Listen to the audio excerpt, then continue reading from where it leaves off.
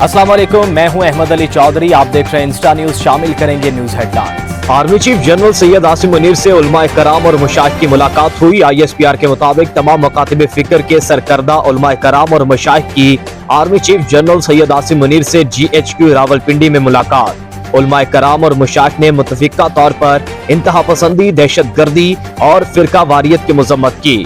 मुल्क में रवादारी, अमन और इस्तेहकाम लाने के लिए रियासती और सिक्योरिटी फोर्सेस की अनथक कोशिशों के लिए अपनी भरपूर हिमायत जारी रखने के अज़म का इजहार किया।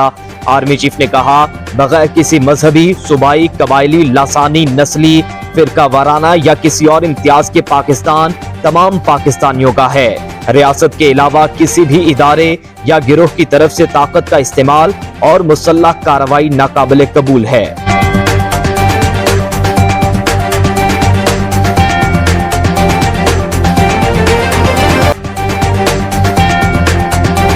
फौजी अदालतों में सिविलियंस का ट्रायल रोकने का फैसला चैलेंज। विफाकी हुकूमत, वजारत दिफा, बलूचिस्तान हुकूमत और वजारत कानून की जानिब से दरखास्तें दायर। आर्मी तंसीबात पर हमलों के मुल्जिमान का ट्रायल फौजी अदालतों में ना करने का फैसला कलअदम करार देने की इस्तदा।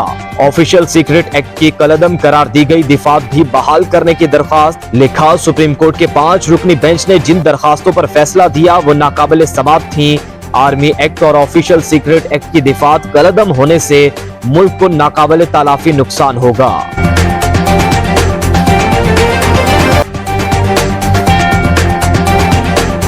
अदालती निजाम में जिद्दत लाने का फैसला। चीफ जस्टिस काजी फाजीसा ने कमेटी तश्कील दे दी। अदालती निजाम और तहकीक में मसनूई जहानत को मुतारिफ करवाया जाएगा। जस्टिस मंसूर अली शाह की सरबराही में नेशनल जुडिशियल ऑटोमेशन कमेटी कायम। हाई कोर्ट्स और विफाकी शरीयत कोर्ट के जजेस भी शामिल। इंसाफ की बेहतरी के लिए केसेस के तरीकाकार के लिए मोबाइल ऐप बनाएगी। यही वक्त है पाकिस्तान के अदालती निजाम को जदीद टेक्नोलॉजी और तरबियती प्रोग्राम से रोशनास कराया जाए। सुप्रीम कोर्ट का एलामिया।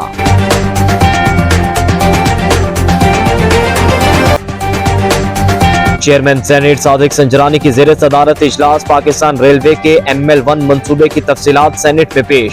पाकिस्तान इंफॉर्मेशन कमीशन को 3462 अपीलें मौसूल हुई। 1478 अपीलों पर कार्रवाई जारी। 1984 को निपटा दिया गया।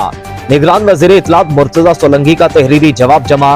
अरकान का विफाकी वज़रा की ऐवान में अदम मौजूदगी पर सवाल। एहतजाज रिकॉर्ड कराया।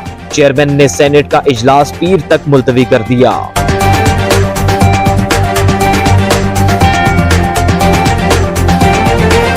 तरक्याती मंसूबों में मुबैना करप्शन का इल्जाम। मौनी सिलाही को इश्तिहारी करार देने का तहरीरी फैसला जारी।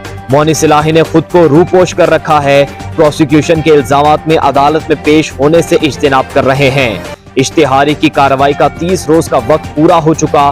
तहरीरी हुक्म के मुताबिक जब तक मौनी सिलाही गिरफ्तार नहीं होते नाकाबिले जमानत वारंट गिरफ्तारी बरकरार रखे जाते हैं।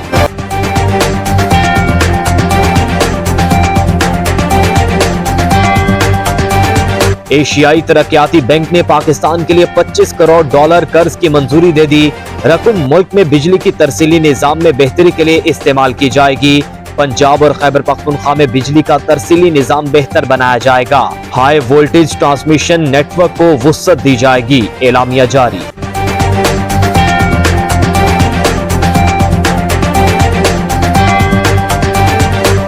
नैब को चेयरमैन PTI से जेल में तफ्तीश की इजाजत। चेयरमैन PTI को नैब के हवाले नहीं किया जाएगा।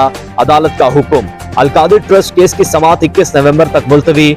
बुशरा बीबी की अबूरी जमानत में तौसी। एहतसाब अदालत के जज मोहम्मद बशीर अडियाला जेल से रवाना।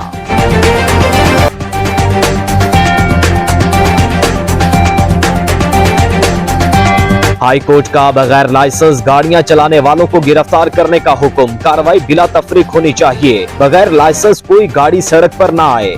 जस्टिस अली ज़िया बाजवा का ऑर्डर। डिफेंस कार हादसे में 6 अफराद की हलाकत का केस सुना। दफा 302 शामिल करने के खिलाफ दरखास्त पर समाअत। डिफेंस कार हादसा अफसोसनाक। बताएं लाहौर में कितने लोगों के पास ड्राइविंग लाइसेंस है। जस्टिस अली ज़िया बाजवा का इस्तफसार। लाहौर रजिस्टर्ड गाड़ियों की तादाद 73 लाख। सिर्फ 13 लाख अफराद के पास लाइसेंस हैं। CTO का जवाब।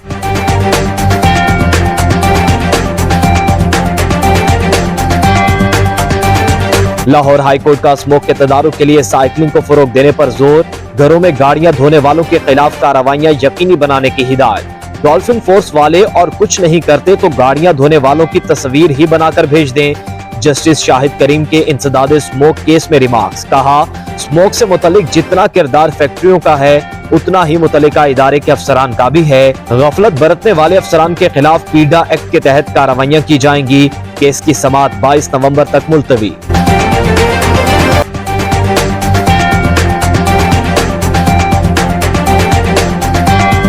इसराइल की हरदर्मी बरकरार, गजा सिटी पर मुकम्मल कंट्रोल की कार्रवाई का आगाज। अल-शिफा के बाद एक और अस्पताल का मुहासरा। अल अहली अरब अस्पताल पर बदतरीन हमला, 100 फलस्तीनी शहीद। सेहोनी टैंकों ने अस्पताल को घेरे में ले लिया। काबिज फौज के अलमगाजी में फजाई हमले, मजीद 9 अफराद शहीद।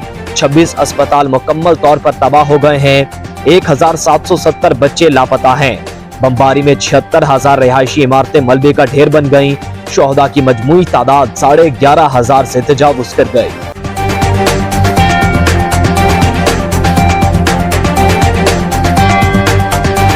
हमास के जवाबी वार, इसराइल फौजी चौकी तबाह। हमास ने गजा के आसपास के कस्बों की तरफ रॉकेट फायर किए।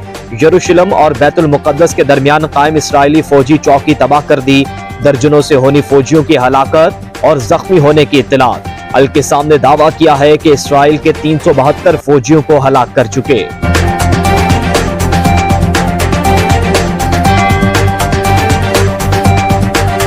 पाकिस्तान पहली इंटरसिटी मुसाफिर इलेक्ट्रिक बस सर्विस मुतारिफ कराने के करीब। चीनी company sky well automobile Pakistan को 200 इलेक्ट्रिक मुसाफिर बसें देंगी। इलेक्ट्रिक बसें ज्यादा से ज्यादा 225 किलोमीटर के मुख्तसर रूट्स पर चलेंगी। 2026 में पाकिस्तान में पहली इंटरसिटी इलेक्ट्रिक बस सर्विस का आगाज होगा। मुसाफिरों को किराए में बड़ा रिलीफ मिलेगा। पाकिस्तान ने 2020 में चीन के साथ मुआहिदा किया।